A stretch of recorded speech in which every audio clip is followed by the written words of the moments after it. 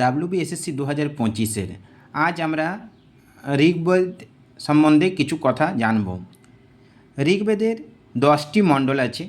প্রথমে আমরা জানব ঋগ্বেদের 10টি মণ্ডল, 25টি অনুবাদ,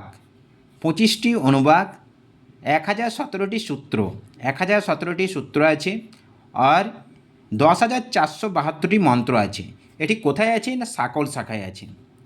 ঠিক আছে, এটি সাকল শাখায় আছে। ঋগ্বেদের 10টি মণ্ডল, 25টি অনুবাদ, 10টি মণ্ডল, 25টি অনুবাদ, 1017টি সূত্র, 1017টি সূত্র আর 10,472টি মন্ত্র। যদি পরীক্ষায় আসে ঋগ্বেদের কটি মণ্ডল, তো আমাদেরকে বলতে হবে 10টি।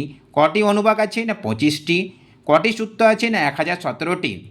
যদি 11টি আরও যোগ হয়ে যায়, 1017-র সঙ্গে যদি 11টি যদি যোগ হয়ে যায়, এটিকে বলা হয় বালখিল্য সূত্র। এটি যোগ হয়ে গেলে এখানে হয়ে যাবে 1028। ঠিক আছে, এমনিতে আমি দেখতে পাচ্ছি 1017টি, আর যে 11টি বালখিল্য সূত্র আছে এই সূত্র যদি অ্যাড করা হয় তাহলে হয়ে যাবে 1028। আর কতগুলি মন্ত্র আছে এটি অনেক সময় পরীক্ষায় আসে, তো 10,472টি। যখন পরীক্ষা আসবে তখন আমাদেরকে বলতে হবে 10,472টি। এটি হচ্ছে সাকল শাখায়। ঋগ্বেদের কটি শাখা না 2টি শাখা, একটি হচ্ছে সাকল, একটি হচ্ছে বাসকল শাখা।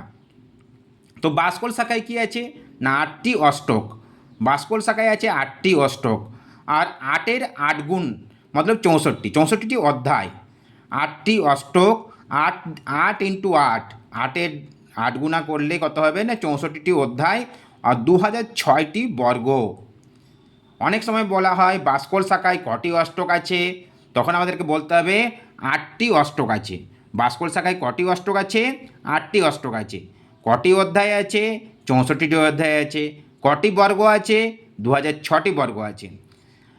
আমরা আজ ঋগ্বেদের প্রথম মণ্ডল থেকে অষ্টম মণ্ডলের কে কে ঋষি আছে তাদের নামগুলো একটু জানব। ঠিক আছে, ঋগ্বেদের প্রথম মণ্ডলের ঋষি হলো মধুছন্দা। ঠিক আছে, এটা ভেরি ইম্পর্টেন্ট। ঋগ্বেদের প্রথম মণ্ডলের ঋষি হলো মধুছন্দা। ঋগ্বেদের দ্বিতীয় মণ্ডলের ঋষি হলো গীতসমদ। ঠিক আছে, ঋগ্বেদের তৃতীয় মণ্ডলের ঋষি হলো বিশ্বামিত্র। ঋগ্বেদের তৃতীয় মণ্ডলের ঋষি হলো বিশ্বামিত্র। ঋগ্বেদের চতুর্থ মণ্ডলের ঋষিকে না বামদেব। ঋগ্বেদের চতুর্থ মণ্ডলের ঋষি বামদেব। ঋগ্বেদের পঞ্চম মণ্ডলের ঋষিকে না অত্রি। ঋগ্বেদের ষষ্ঠ মণ্ডলের ঋষিকে না ভরদ্বাজ। এগুলো একদম একটু একটু করে পড়ে নেবে, যাতে মনে থাকে। পরীক্ষায় কখনো কখনো প্রথম মণ্ডলের ঋষি অনেক সময় আমরা দেখেছি অনেক কোশ্চেনে এসছে ঋগ্বেদের প্রথম মণ্ডলের ঋষিকে নাম মধুছন্দা। ঠিক আছে, আর দ্বিতীয় মণ্ডলের ঋষি গীতসমদ, তৃতীয় মণ্ডলের ঋষি বিশ্বামিত্র, চতুর্থ মণ্ডলের ঋষি বামদেব, পঞ্চম মণ্ডলের ঋষি অত্রি, ষষ্ঠ মণ্ডলের ঋষিকে না ভরদ্বাজ, সপ্তম মণ্ডলের ঋষি বশিষ্ঠ, অষ্টম মণ্ডলের ঋষি কর্ণ। এই জিনিসগুলো তোমরা অনেক বইতে পাবে না, যেগুলো আমি একটা একটা করে ভিডিও নিয়ে আসবো আর তোমাদের দেখাবো। ঋগ্বেদের প্রথম মণ্ডলের ঋষি হলো মধুছন্দা, দ্বিতীয় মণ্ডলের ঋষি গীতসমদ, তৃতীয় মণ্ডলের ঋষি হলো বিশ্বামিত্র, চতুর্থ মণ্ডলের ঋষি বামদেব, পঞ্চম মণ্ডলের ঋষি অত্রি, ষষ্ঠ মণ্ডলের ঋষি হলো ভরদ্বাজ, সপ্তম মণ্ডলের ঋষি হলো বশিষ্ঠ, অষ্টম মণ্ডলের ঋষি হলো কর্ণ। ঠিক আছে, এরপরে আবার অন্য কিছু ভিডিও নিয়ে আমি হাজির হব।